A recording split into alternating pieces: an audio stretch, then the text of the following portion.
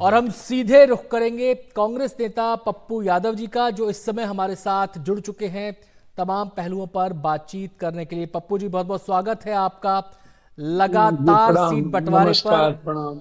पूरे देश की निगाहें थी बिहार में कि सीट बंटवारे का फैसला किन किन सीटों पर होता है, किसके खाते में कौन सी आती है।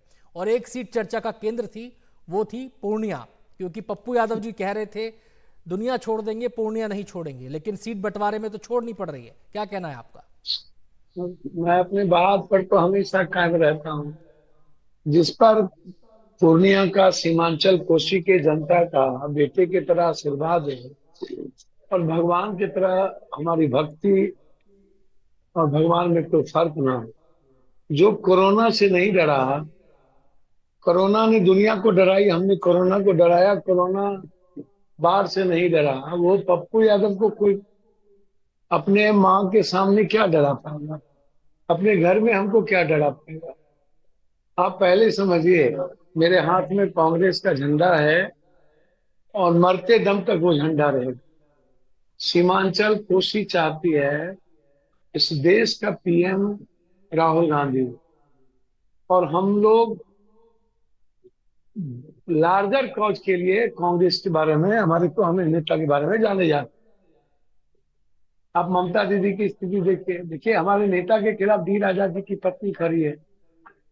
कई जगह फ्रेंडली फाइट है, फिर भी हमारे लीडर जो है आदरणीय राहुल गांधी, प्रियंका गांधी, उसको बेहतर तरीके से 17 सीट पर अखिलेश जी से हुआ, दे नहीं दी गई। पूर्णिया सीट ले लिया, चलिए ले लिया गया, दे दिया गया, कोई फर्क नहीं। वो गठबंधन में चला गया। गठबंधन धर्म की चीजें थी। हमें जी गठबंधन धर्म में बहुत सारी सीटें, हमें तो सबसे ज्यादा दुख है कि औरंगाबाद की सीट जो कांग्रेस की परंपरागत सीट है, बेगूसराय की सीट, वाल्मीकि नगर की सीट, वो सीट हमें नहीं मिली। तो दुख नहीं होगा, ये तकलीफ है। पप्पू यादव की चिंता सिर्फ जनता ही कर सकती है, आप लोग कर सकते हैं, आप लोग कर रहे हैं। जी, अब एक मीडिया ने सवाल जिस पप्पू तरीके यादव से जी, लगातार ये उठ रहा है कि पूर्णिया की सीट बंटवारे में आरजेडी के खाते में चली गई। पप्पू यादव अब क्या करेंगे? फ्रेंडली फाइट की बात लगातार उठ रही है, क्या आप उस दिशा में कदम बढ़ाएंगे?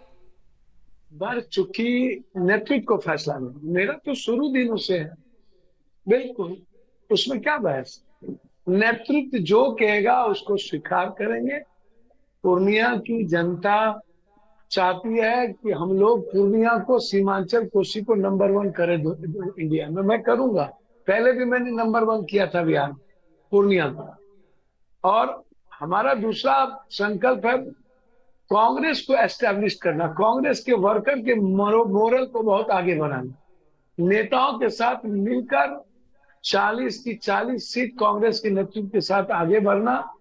और जी, हम या तो 5 साल के अंदर नंबर वन होंगे या तो नंबर टू होंगे। जी। और सीमांचल चाहती है, पूर्णिया चाहता है कि पप्पू यादव 26 तारीख को कांग्रेस के झंडा के साथ पूर्णिया में कांग्रेस का झंडा फहराएगा। तो होगी, जी, फहराएंगे, उसमें कौन पूर्णिया में बहस। कांग्रेस का झंडा फहराएंगे। झंडा फहराने का मतलब क्या समझे? कि आप मैदान में उतरेंगे, चुनाव मैदान में टिकट या आप मैंने नामांकन आपको करेंगे? पहले कहा, मैंने पहले कहा कि पूर्णिया की जनता के भावनाओं को आहत नहीं होने दूंगा। सभी जगह धरना प्रदर्शन शुरू हो गए, सभी जगह रोड जाम शुरू हो गए कि पप्पू यादव को हम निकलने नहीं देंगे। मैंने कल भी कहा मधेपुरा सुपौल नहीं लड़ूंगा।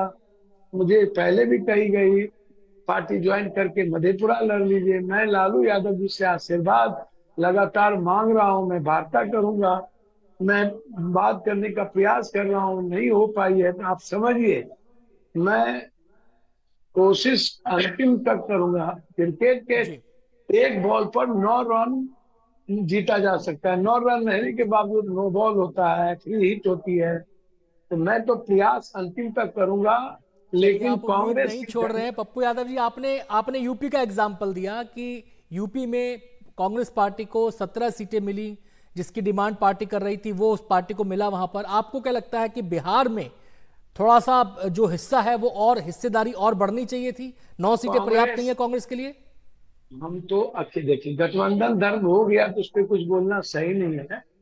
कांग्रेस तो एक सीट जीती थी वो, तो हमारा तो कम से कम 13-14 सीट बनता था ना। और हमें वो सीट मिलनी चाहिए जो मेरी परंपरागत है। जहां हमको आप कभी भागलपुर दे दीजिए, कभी आप महाराजगंज दे दीजिए, पटना साहिब दे दीजिए। भाई अब जो गठबंधन धर्म में हमारे नेताओं ने इसको स्वीकार कर लिया है, स्टेट पार्टी के लोगों ने और कोऑर्डिनेशन क्यों स्वीकार किया वो तो वो समझे, क्योंकि इस पर बोलने के लिए वो अधिकृत है। लेकिन मैं एज ए कांग्रेसी, एज ए कांग्रेस सिपाही, मैं उस 3 सीट से आहत हूँ, बेगूसराय, वाल्मीकि नगर और औरंगाबाद। मुझे अत्यधिक दुख हुआ है, मैं परेशान हूं। मैं अपने सीट से तो कभी परेशान होता ही नहीं हूँ, क्योंकि एक मेरा पप्पू आखिरी यादव तो सवाल आपसे पप्पू यादव जी, क्या सीट बंटवारे के बाद आप अपनी तकलीफ जाहिर कर रहे हैं, खुले तौर पर जाहिर कर रहे हैं, आप ये कह रहे हैं कि आपको परेशानी किन किन बातों से है? क्या कांग्रेस नेतृत्व से, जो आपकी पार्टी के नेता हैं, प्रदेश के अंदर जो पार्टी का नेतृत्व कर रहे हैं, या फिर सेंट्रल लेवल पे जो नेतृत्व कर रहे हैं, कोई बातचीत हुई है? हमेशा से दो नेता जिनके सानिध्य से मैं कांग्रेस में गया और उनकी विचारधारा, आदरणीय नेता लालू जी और आदरणीय प्रियंका गांधी, और जिनका हमें, सोनिया जी का हमारे हमारे परिवार को पूरा आशीर्वाद उसमें मिलता रहा। तो मैं समझता हूँ कि हर परिस्थिति में मैं कंप्लीट रूप से अपने नेता के साथ हूँ। नेता लगातार इस पर देख रहे हैं, और मुझे लगता है कि हर परिस्थिति में पूर्णिया की जनता की जो आवाज है जी, उस पर मैं खरा उतरूंगा। बहुत बहुत शुक्रिया पप्पू यादव जी, हमसे बातचीत करने के लिए, अपनी मन की बात हमारे साथ साझा करने के लिए। तो पप्पू यादव का साफ तौर पर कहना है कि जो सीट बंटवारा हुआ है उसमें कुछ सीटें ऐसी हैं जो कांग्रेस के खाते में आनी चाहिए थी, नहीं आई हैं, इससे वो आहत हैं, निराश हैं। और साथ ही साथ वो ये भी कह रहे हैं कि पूर्णिया में कांग्रेस का झंडा फहराएंगे, और वो झंडा कैसे फहरेगा ये सवाल है। क्या फ्रेंडली फाइट की तरफ वो जाएंगे? कांग्रेस नेतृत्व ने फिलहाल उनको क्या कहा है इस बारे में उनका कहना यह है कि जो नेतृत्व कहेगा उस पर वो आगे बढ़ेंगे।